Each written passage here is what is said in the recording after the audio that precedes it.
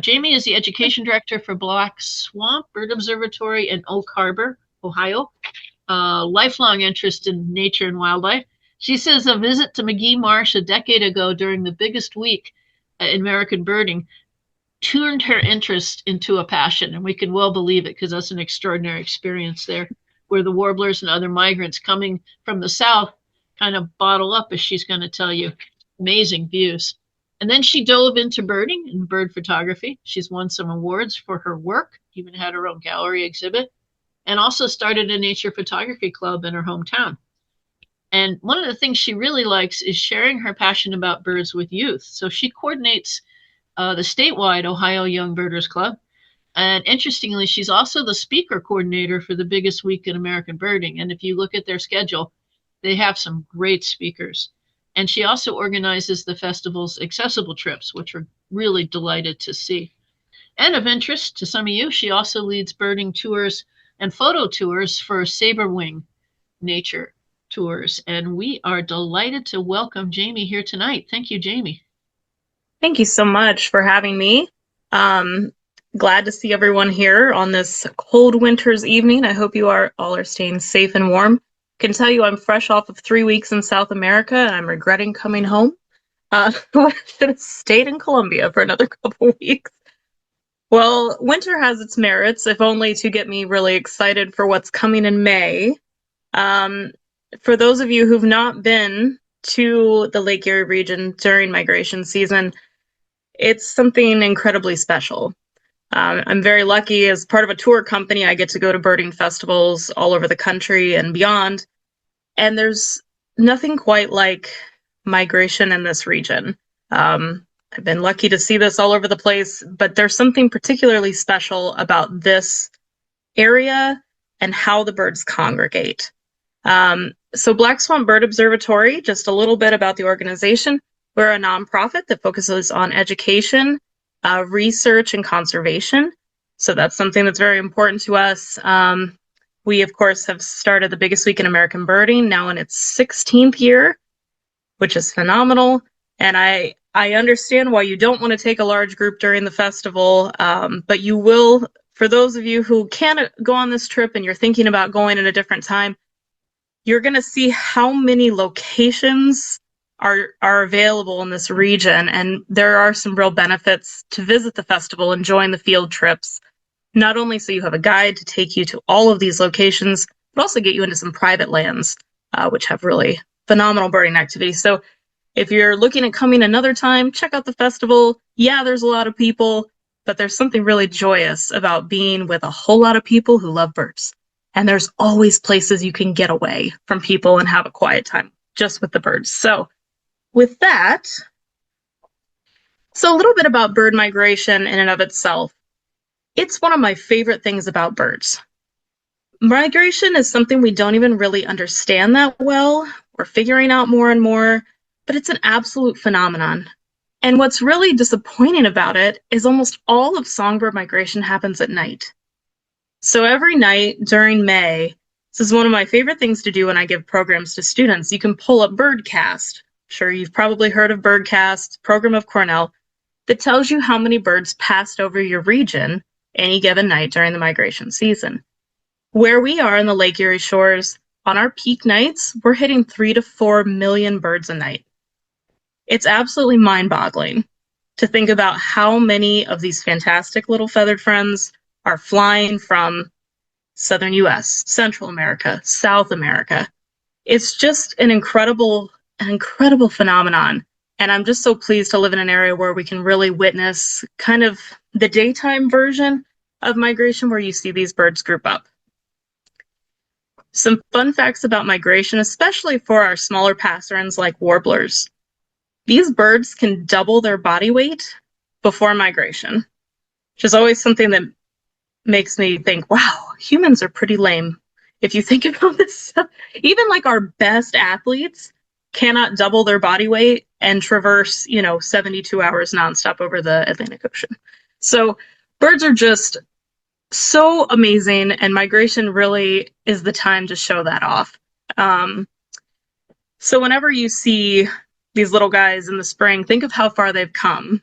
I love when I go to the tropics. When I see them down there, I'm kind of like, yay, you made it. That's so exciting. So they're undertaking this incredible journey. And a lot of people ask, well, why?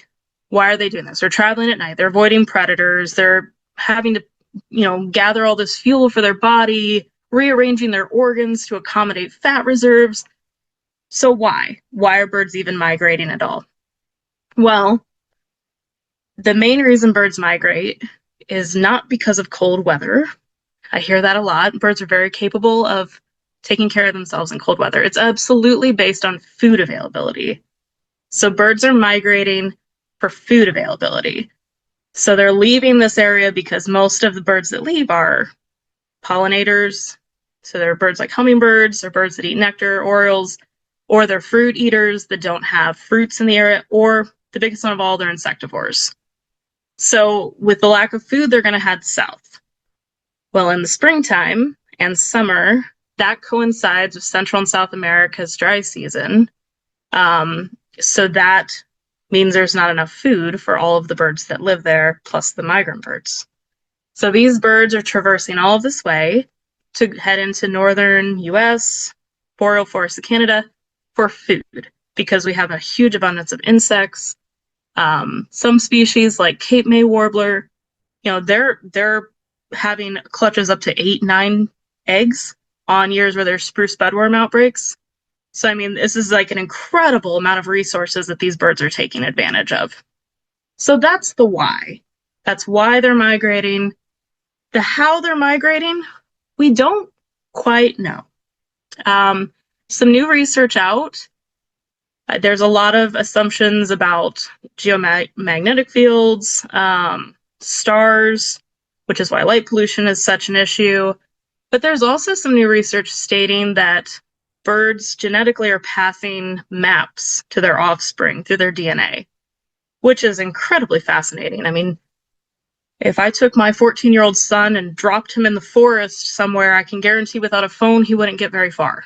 So it's quite incredible that these birds are able to pass this information to their offspring.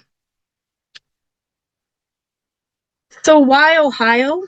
Well, we're right in the center. We don't use the word flyway much anymore. It's kind of a dated term. But there are migration routes, and there's a couple different routes that birds that breed in the east are using as they come up through the United States on the eastern seaboard, pretty much anywhere east of the Mississippi. They may end up over on the west coast, like Blackpoll's going to end up all the way up in Alaska and things like that. But these birds are taking a handful of different routes, and they kind of all merge right in the Ohio Valley as you approach Lake Erie and some of the Great Lakes. So if the winds are right, and they're not from the east, you don't want east winds during migration, we can see massive amounts of birds coming through this region in the spring. A lot of our migration timing, which we'll talk about in a little bit, has a lot to do with the winds every spring. Some years it's really good early because we get a big overflight. If we have persistent east or north winds through the first couple weeks, sometimes the birds go around. They go right up the central path and kind of skip around the Great Lakes. I mean, we always see birds, but a lot of this is dependent on weather and wind. So I talked about our area being special. Well, we have an incredible amount of birds that are coming through. Many times we don't have leaf out happening yet on the earlier part of the festival, which makes viewing very easy. We don't have mosquitoes yet, although that seems to be changing every year a little earlier and earlier. And we do get a lot of singing males, which is really fun. So you hear a lot of birds singing, a lot of song, a lot of activity. And that's really a special thing to witness because many times when the birds are on their breeding grounds, they're not actively singing. One of the most important things for migration, especially for smaller birds, are stopover sites. And of course, that is something that all birds are struggling with all the increased development, is having elimination of stopover sites. They have to have these for food, number one. I mean, we talked about doubling their body weight, so they need an incredible amount of fuel to do what they do for migration. A refuge from weather, of course, we get strong storms in the spring sometimes. I've had it snow on me in early May on the boardwalk. I've had it be 95 degrees. So They have to have a place to take a break and rest. Um, as they approach Lake Erie, they see this huge body of water after many of them have crossed the Gulf. Naturally, these birds are going to want to stop and refuel, which is kind of why we get these massive groups right along the Lake Erie edge. This is a map of the region. If you look over the area, you'll notice an extensive amount of farmland. Hardly any green. Teeny, tiny patches. And then you get to the lakeshore, and it's like a haven. It's a beacon that says food, protection, rest, and they're staring down the barrel of a giant, giant lake. So naturally, all of these birds are going to maybe pause and break right here. One of the phenomenons I'm not sure you guys will see because you'll be a little on the later side is the big gathering of blue jays. Blue jays hate crossing water. So usually in early to mid-May, you'll see thousands of blue jays streaming back and forth, east to west, across the lakeshore before they finally decide to go in a big group. And it's incredible to watch them, stop in, feed at these sites, keep moving, try to figure out when they want to cross. It's just a unique way to watch birds do what they do. One thing that we have is a beach ridge habitat along Lake Erie shore. So we have all these farm fields, and then we get up to the Lake Erie shore, and there's marsh, followed by small patches of forest, which is called beach ridge habitat, up against Lake Erie. So there's some sandier soil, you get water-loving trees, you also get massive amounts of insects that love this habitat. If you are curious later, Google crane flies, islands of Lake Erie, and you'll see cars covered with mayflies or crane flies, whatever people call them. And I mean, just an abundance of insects that breed in this sort of habitat, which creates a lot of food for birds.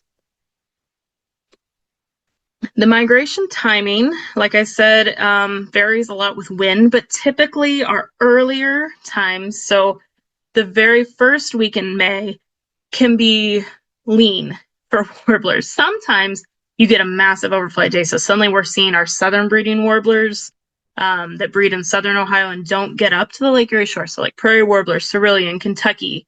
Some of these species normally don't get all the way to the boardwalk area, so that's usually a really big deal and people are freaking out and everyone's running to the boardwalk. But that's not every year, and it just depends on the weather. So you get a lot of white-throated sparrows, both kinglets, tons of gnatcatchers, lots of yellow-rumped warblers, maybe pine, orange crown, just a few of these earlier birds that you won't see later in the festival. Or later in the month. Sorry, I'm going to say festival a lot by accident because I talk about Biggest Week all the time. Mid-May is kind of the time. It's the time to get everything all at once. And it's chaotic. For anyone who's traveled in the tropics and you've run into a mixed flock, it's like that, but all day long and everywhere you look. So there are times where it's just really overwhelming. My very first time to the festival, I didn't know what it was. And somebody had asked me if I had gone to the boardwalk after I visited some rehabilitated raptors. And I said, what boardwalk? Because I was really new and I didn't know anything. And when I walked in, there were just birds, like close and low. And they were colorful. And I couldn't believe what I was seeing. And it was one of those days that happens in mid-May where you could easily get 25 to 30 species of warbler in a day. You're getting 150 species without even really trying or going to other sites. I mean, it's just a huge amount of birds. And it's one of those where you hit multiple spots multiple times in the same day just to see what's new and what's moving through the area. Later in May, it is a little quieter. You're still going to have a lot of warblers around. You're going to see a lot more females, thrushes. You're going to get some of the breeders that show up later, like dickcissel, more indigo buntings. Most of our flycatchers don't show up until about the 15th or so. So now you're going to get alder and Acadian and willow. olive sided maybe. So lots of great options. So you guys are still coming at a great time. There'll be lots of birds around. Some of our late warblers, the specialties like Connecticut warbler, morning warbler. Canada is seen a lot easier that time. So a lot of really fantastic birds a little bit later. So let's talk about some of the hotspots. I'm not going to go over all of them. I will email you guys a link to our website afterwards that has a list of all of the recommended birding hotspots that we have information on our website. But there are really, if you find a patch of forest, there will be birds there this time of year. It's just, there's a lot of stuff going on. So we're going to cover some of the main spots. You guys are there for 5 days, correct? Is that right? 5? So you'll have a lot to keep you busy. I'll do a run through of some of our top spots and maybe make recommendations about which I would focus on for the limited time you have. So we'll start with the furthest park to our west. So if you go back, that's the big giant star over here on the left underneath Swanton. So it's quite a ways from the McGee Marsh area. However, it's a really unique park. It is the largest metro park in Ohio. It's just a very unique habitat. It has a very sandy soil there. We actually have cactus that grow in this habitat in Ohio. There's tons of great hiking. There's a nature center, and really some species that you can't find anywhere else in the Ohio region with ease, at least not Northwest Ohio. So here's a brief map of the park here. You can see it's huge. This is a lot of stuff to look at. So we're going to focus on some of the main areas. And you can see in the middle here, it says Mallard Lake Loop. That's a great area by the Oak Ranger Station, and with this red trail that heads to the south, lovingly referred to as Tornado Alley because a tornado went through about 15 years ago, created this lovely open prairie habitat that we get some cool birds at. And then over to the left, the Horse Rider Center. We're going to stick to those three. We're going to talk about those a little bit. Oh, and Girdham Road, which is up here on the left near the top of the red trails. So this is one of the few areas where we actually have a good number of breeding warbler species that you can't find in other places with ease in the northern part of Ohio, like anywhere. So blue-winged warbler, pine, hooded, and it's known for getting a good mix of Brewster's warblers. So I've seen them quite a few times. They're not a full species, but a really beautiful hybrid. It's about the only place in Ohio you can reliably see lark sparrow. Just such a beautiful bird. Also possible for henslow, grasshopper sparrow. If you're lucky, you'll see a yellow-breasted chat. Tornado Alley is notorious for hearing them and not seeing them, just like how chats are. A great spot for tanagers, and it's pretty much the only reliable site for blue grosbeak anywhere in Northwest Ohio at all. Well, Northern Ohio. And lots of woodland specialties, pileated woodpecker, red-headed woodpecker, yellow-throated vireo, all birds that you're not going to see along this beech ridge habitat at Lake Erie. There's just not enough woods. So you don't get some of these woodland specialties.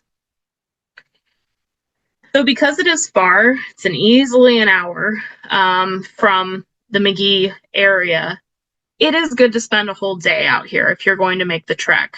I'd pack a lunch. There's really not a lot of food options. There's an area called White House nearby that has like a little pizza shop and stuff, but it's not easy to get to food. Definitely pack some bug spray for this particular location. Feel free to take a picture of the slide for anyone who's attending the trip to McGee. And I'm happy to answer some questions via email afterwards about anything that I'm saying here, because me saying the name of it and you not having a map in front of you probably isn't helpful. So if you want to take a shot of these and we can talk about it later, feel free to reach out. There are some hotspots nearby that are a great stop. Irwin Prairie is a known location to try for yellow rail, herd only, of course, and at night, but about the only way to see yellow rail, well, hear yellow rail in Ohio. Sandhill Crane Wetlands is also great for grasshopper and Henslow sparrows. Next up, Pearson Metro Park. That's a little back to the east, about 20 minutes, 15 minutes from Maumee Bay. This is a great metro park. They have a great window on wildlife, so if the weather's not treating you well, their feeders get a lot of species, and usually there's a good amount of warblers in the trees right by window on wildlife. They have a water feature, so you can get some cool stuff in there. There's a lot of accessible trails, and most of the trails that are like even a gravel that I wouldn't necessarily consider accessible are flat and easy to walk on. A lot of benches and things like that. Great for migrant flocks. And this is like your classic woodland birds. So tufted titmouse, black-capped chickadee. A lot of birds you're going to probably be extremely familiar with from New York. But there is a good mix of warblers in the area and other songbirds. This is not the greatest map. I couldn't find any images that weren't like a little they weren't blurry when I was trying to blow them up. But the thing to know about this park is you're going to come to the entrance in the bottom left here. It's off Lallendorf Road. The park is one way. So when you pull in, make sure you get to the right parking lot area. So parking lot number 3 or 4, which is these two here that are right next to the Packer Hammersmith Center. All of the best trails are in this region around this visitor center. These are definitely the best for warblers. And if you accidentally miss your parking lot, you have to loop and go back through the park again. So just know if you go to Pearson one way, make sure you get the right parking lot area. So birds of this location, so lots of feeder birds like rose-breasted grosbeak, easy to see here, which means Cooper's hawks are also in the area. Great place for eastern bluebirds, eastern towhee. Always hear great crested flycatcher there. You can find some things like orchard orioles or wide-eyed vireos here, which are a little harder to come by in this part of the state. Probably the only place that's easy except for oak openings for barred owl. And there's a north unit on the north side of the park that's really great for sparrows. And almost every festival, someone digs up a clay-colored sparrow during the festival. And it's almost always at Pearson North. It's just a scrubby, brushy area. There's a pond, and great spot to try to find a rarity like that. So this is a great morning spot. Activity definitely dies off by the afternoon. It's a good idea if there's north winds, heavy north winds coming across Lake Erie, the birds move inland, always. So on a north wind day or a northeast wind day, go check a place like Pearson, especially in the morning. Those birds are going to move off the lakeshore and go to an inland spot that's more protected. And this is a really good location for that. There's a ton of food nearby, lots of fast food in Oregon. That's where you'll want to eat some meals if you want to take a break from the Maumee Bay restaurant. You know, there's a Chipotle and everything you need over there. I have bug spray and bold here last year, actually the last couple years, almost unbearable. Like people were taking like head nets once you like ventured further on the trail. I'm not sure what's going on there with the mosquito situation. The birds are so good, it's worth it, but just be prepared. Nearby, there's a huge Metro Park system in Toledo. They have a fantastic Metro Park system. And there's a lot of different places. Wildwood's not too far. Nature Trails Park, about 10 minutes south of here. Also, great place to go check if there's some wind off Lake Erie. I had a Brewster's warbler there last year, actually. Okay, Maumee Bay. So this is where you guys will be staying. The cabins are awesome. The whole park is great. One thing to note, the trails around the nature center are undergoing construction. They will be closed through the entirety of May. Part of them are open on the far east side, which takes you out into the marsh, which is great, but about half of the boardwalk is closed right now. So just an FYI. But they have a little bit of everything here. They've got marsh, they've got beach, they've got woodland. So you can spend a ton of time just at Maumee Bay looking for birds. So here's the park. The lodge is up. You'll see it says Quilter Lodge for some reason. I didn't know that was the name of it until I looked at this map. It's massive. And then the nature center is here. You can see kind of a makeshift boardwalk map here. The boardwalk doesn't actually look like this. It's been completely redone. But there's 2 trails that go out into the marsh. The whole road along the cabin road can be really good birding. And at the very, very end of the cabin road, there's a trail that goes to the north. Also can be phenomenal birding. The inland beach is always great to check as well. So you've got this little inland lake here. Get some really amazing shorebirds over there. But you have to get there early because of dog walkers and other non-birding folks that scare off all the birds that are on the beach. The beach along the lake can also have some good stuff. And you'll see the big hill on the far left. There's some great trails back there that can be good depending on the wind. So, classic marsh species. This photo on the bottom left, this was taken at Maumee Bay last year. This is a king rail. So I took this shot off the Maumee Bay boardwalk last year. There was a king rail hanging around being super loud. I hope he comes back this year because it was really great. You can almost always hear American bittern. Rarely see them.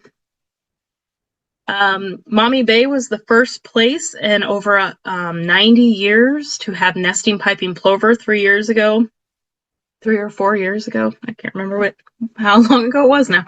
But always be on the lookout for those guys, buff-breasted sandpiper, red knot, white rump sandpiper. Some of these birds that can be really hard to track down, you can find on the inland beach. The terrible photo that I took many, many years ago, so excuse that.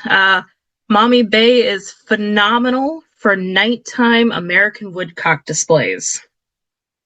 They're all over the park. The road that runs on the way to the beach, there's a turnoff to go to the big hill. That intersection, they display right there. And there's a parking lot, little ways down. You can go each evening at around dusk and see them out running around. It's really great. I actually have a pair copulating from last year that I didn't process and I can't find. So this is a really old shot. So restaurant on site, they're really delicious. They have a new menu, great staff there. They have a bar as well. So you can do faster food, and then a sit-down menu. So lots of food options. Like I said, morning's best for the inland lake in particular because of dog walkers, and be mindful of the construction. This is one, these 2 parks, if you don't have a lot of time, would not be my highest priority. So that's a bit of a drive, but there's not going to be any crowds. Just because you guys are there not during Biggest Week, you probably won't know it based on the crowd sizes. There will still be a ton of people there all the time. Not the amount during Biggest Week, but it will be busy. So if you need a break, you want to go check out some waterfowls, or take a chance heading over to Meadowbrook. It can have phenomenal mixed flock opportunities. It's a great place to go. So here's, this is East Harbor. I was going to call it East Fork, and that's the wrong name because there's another park named East Fork. But East Harbor, there's this dike that you can drive down or you can walk, and in either one of these sanctuaries on either side can be huge amounts of waterfowl. Now we're past a lot of the peak waterfowl season, but there'll still be some stuff around. So you can check that out. We've gotten a lot of lesser blackback gulls lately that are hanging out through May. So that's pretty great. Bonaparte's gull should still be around in small numbers. So lots of choices, lots of options. to check out. But if you're short on time, this isn't one I'd really focus on. They've got some marsh habitat stuff, a lot of black-crowned night heron, some shorebird opportunities depending on water levels, bald eagles, osprey, stuff that you can probably see out elsewhere. Anytime's good, but if you just want a break, this is a great place to hang out at. Okay, now for the big dogs. We'll talk about kind of the primo birding hotspots in and around the Magee Marsh Wildlife Area. These are all within about 5 minutes of each other. So very close, very easy to get to. Howard Marsh is about 15-ish minutes from Maumee Bay, so not too far. And then Magee is about 20-25 minutes, depending on traffic. Howard Marsh is such a cool park. This was farmland that they restored about 7 years ago. It was just soybean fields, cornfields. They turned this into a restored marsh, and man, it was like Field of Dreams. They built it, and the birds came. It has an incredible species list and stuff that you don't see anywhere else. There's a new unit now also to the west, so there's Howard Road, and there's an east unit and a west unit. The west unit is probably better to spend time exploring just because it's better developed and the birds are using it more. Things to note, there is no shade anywhere here. Anywhere, bring an umbrella, bring sunscreen, come early, don't go when it's hot. And as a fun side note, they do kayak rentals. So here's the east unit. If you look at where the big P is, that's the parking lot area. Pretty much if you stay along this trail system here that runs along the parking lot, go out to the east, go back to the west and do the little boardwalk loop, it'll take you quite a bit of time. There's a lot of birds. It's not too much walking, but there's some great specialties here. This place for ducks, ruddy duck, northern shoveler, mallard, blue-winged teal. So a few later species might still be hanging around. Probably the only place we routinely see snowy egret, lots of terns, Caspian foresters, and common are all going to be around. It's really known, though, for the shorebirds. Avocets, black-bellied plover. That is a baby black-necked stilt chick in the bottom right. So they are breeding on site, one of the only places in Ohio, and they are everywhere. They're always like barking like little beach poodles all day long, upset at everyone. And it's like a weird mix of western prairie species that end up at Howard Marsh. It's been a common site for yellow-headed blackbirds, bobolink. You get black tern there. They were breeding Wilson's phalaropes a few years ago. So it's weird to have these prairie specialists kind of hanging out only in this park together. Really cool place. So not a lot of food options. Pack a lunch. There's a gas station at the end of the road at 2 when you come out of Maumee Bay. And it's a good place to grab some pizza or a sandwich. Further down 2 to the east, there's a place called Barnside. It's a little ice cream stand. It's famous among birders. Cash only. And I can't believe I left this off the list, but Blackberry Corner is not far from there, which is the home of the lifer pie. So if you get a lifer, you got to go get a slice of pie. It's required. You must. It's tradition. And the pie's delicious. You can take it to go, too, so you can bird and pie all at the same time. So yeah, the east unit is where I would recommend. The west unit's not too bad. There's a parking lot, and you can walk down the dike to a little boardwalk, but it's going to be a lot of the same species you get at the east unit. So if you're short on time, stick with the east unit and go from there. Metzger. Metzger is a very interesting location. It's almost exclusively marsh, except for a teeny tiny little patch of woodlot right at the lake shore. And sometimes, depending on the day, the winds, the weather, that little woodlot can be just chock full of birds. So many birds. The densities are really intense. I usually check Metzger 3 and 4 times a day on favorable wind days because you never know what you're going to see. It is not accessible at all on the inside. There's like tree roots and like muddy paths and things like that, but you can bird the edge of the parking lot. And I want to point out too, a really unique opportunity. We have one of our techs doing morning flight count every day through May. He actually starts in March. So he'll be on the dike and you can go out and witness the morning flight, and he's counting and tracking all of it and seeing some really incredible stuff. So that's a really interesting opportunity. He's there that time of year from like dawn up to noon or something like that. Obviously earlier is better usually, but that's like a fun way to spend the morning. So this is the area of Metzger, this outer dike that's circled here. That is where our counter is. The little tiny dot here is the woodlot. There are also parking lots along the causeway to stop. And this little Bono Road entrance, a lot of times has like weird stuff out there. Like it's just a cornfield, but there'll be like 18 black-bellied plovers just hanging out. So good to check the road as you drive in.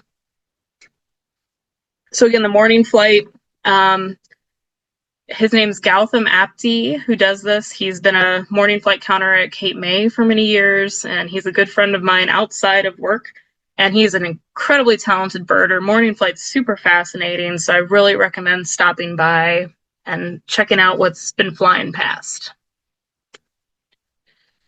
So a lot of times you can see swans out there. Lake Erie's had this odd appearance of white pelicans in the past 10 years. Went from being extremely rare to being in huge numbers and breeding in Lake Erie, which is a really big deal. So that's a cool thing to see out there. The woodlot can be just packed full of warbler species. So again, not a lot of food, but bring some food, bring some bug spray, bring your binoculars, because it should be a good time at Metzger. All right, Ottawa National Wildlife Refuge is right next door to McGee Marsh. They're a great partner of ours, and the complex is gigantic. One of the best things about Ottawa, especially when you're tired, is they have an auto tour. So you can take a break, rest in the car, drive around, and see some cool birds. And this king rail I did take this shot at Ottawa on the wildlife drive. So it is possible to get some really awesome shots, see some awesome birds. And there's food trucks on site, which is fun. Although they may be there right when you guys get there, but they may not be there the whole time you're there because the festival will be ending. And there's a great gift shop inside. If you're a Charlie Harper fan, they have a lot of great stuff there. So this is the complex of Ottawa. It's, like I said, really, really large. This red outline is the wildlife drive. So it's not always open in its entirety. So a modified version of this will be open every day during May. But we're going to focus on some of this closer area stuff down here. So where it has like parking and binoculars on it. So this is the headquarters. And there's great trails behind the headquarters. And then the wildlife drive. This Grim Prairie can be a great spot for some grassland specialties as well. So behind the visitor center, those trails seem to always have a lot of thrushes. So you can get 6-7 species of thrush there in any given day. So great spot for Swainson's. By the time you guys are there, you should be getting into the gray-cheeked, brown thrashers everywhere, marsh specialties, of course, red-winged blackbirds. There's a great flooded field area that's really good for shorebirds, almost always piles of Dunlin going into breeding plumage, which is really fun. Eastern kingbirds all along. The drive, you get into some marsh areas, you get swamp sparrow, marsh wren. And of course, the breeding warblers up there, so prothonotary warbler and some of the wooded areas around water, common yellowthroat, yellow warblers everywhere. There's some roosting eastern screech owls. This is not the exact hole that they're in, but there's a number of places that you can find eastern screech owl. There's purple martin houses behind the visitor headquarters. We also have tons of sandhill cranes around the area. That's the headquarters building, that big green building there. There's restrooms back there that are open all the time as well, outside and inside. So great place to take a break, eat your lunch, drive around, find some birds. All right, and the one you've all been waiting for, I'm sure, the famous McGee Marsh. It is something else, and it's as good as the rest of these places are. McGee's still probably the best, depending on the day. I mean, it can be really, truly phenomenal, the best birding you'll ever do sort of situation. It's really something special. So as you go in to McGee Boardwalk on the left, the first set of buildings, that's us. Those are our headquarters. They are being renovated right now, unfortunately. So they're on their way, but you can't stop there, and we're not open right now, unfortunately, or we'd love to see you, hopefully in 27. Past us, the McGee Marsh Welcome Center is great. There's good bathrooms in there. There's great exhibits about the marsh, worth a stop, and they have a great gift shop. And then you've got the boardwalk area, of course, and the beach. And I put this in caps, do not park along the road. If the rangers won't stop you, some other crazy birders will and yell at you for being on the road. So this is the map of McGee up here on the very front by the road. That's us, but you can't stop there right now, unfortunately. We do have some trails behind our visitor center, which can be really great birding, but please put on bug spray. The ticks back there are incredible in like an awful way. The next set of restrooms and parking, that's the McGee Visitor Center. There are also some trails behind there that are not very well birded, so you can find some peace and quiet back there with some good birds. And you've got the long causeway. There's usually not a ton to look at there, if I'm being honest. I mean, it's some Canada geese and a few egrets and stuff. I mean, things you'll see other places. You hook that left, and then here's our big parking lot for the McGee Boardwalk and Beach. And here's the map of where you'll be. It is a one-way. You can go either way. You can enter on the west end or the east end. I like to start from the west end in the morning because the sun will be at my back. Is that right? No. The east end. That's incorrect. So think about that when you're picking a place to start, because walking the wrong direction, you're staring into the sun, hard to see the birds. But there's like a tiny loop, and then there's the big loop. On windy days, this front part by the pond, there will be like no birds there because there's hardly any trees there. There's almost no protection. We had a huge storm come through about 4 years ago.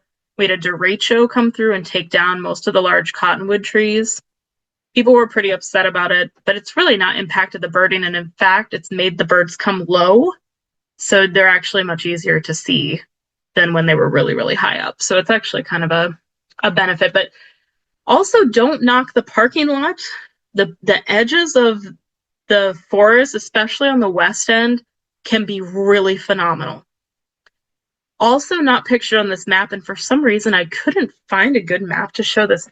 There's a trail that runs just to the east of the east entrance and behind the boardwalk called the Estuary Trail, and it comes out on the beach on the west end.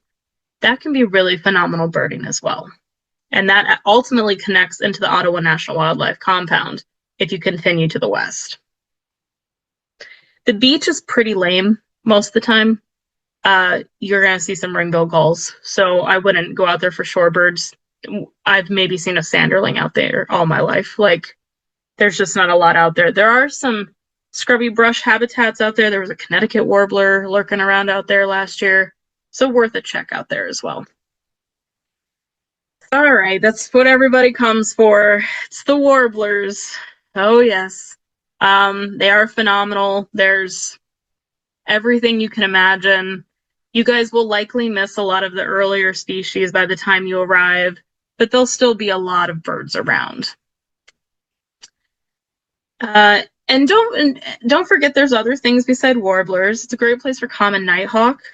Eastern whippoorwill, a lot of time roosts right off the boardwalk. This shot of this eastern whip was taken from the McGee boardwalk. Veeries, Baltimore Orioles will be everywhere. It's like the sound I associate with McGee Marsh because they're always calling when I pull into the parking lot. Great spot for both species of cuckoo.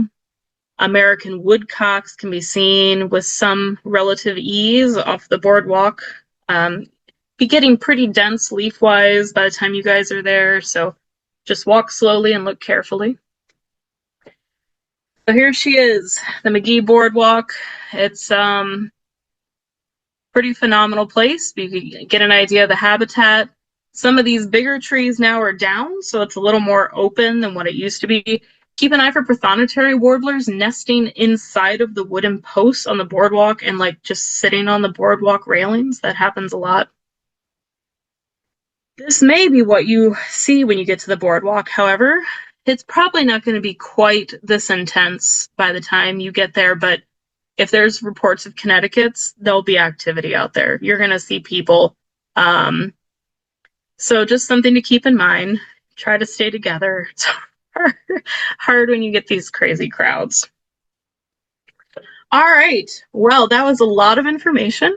That was a lot of places that we covered.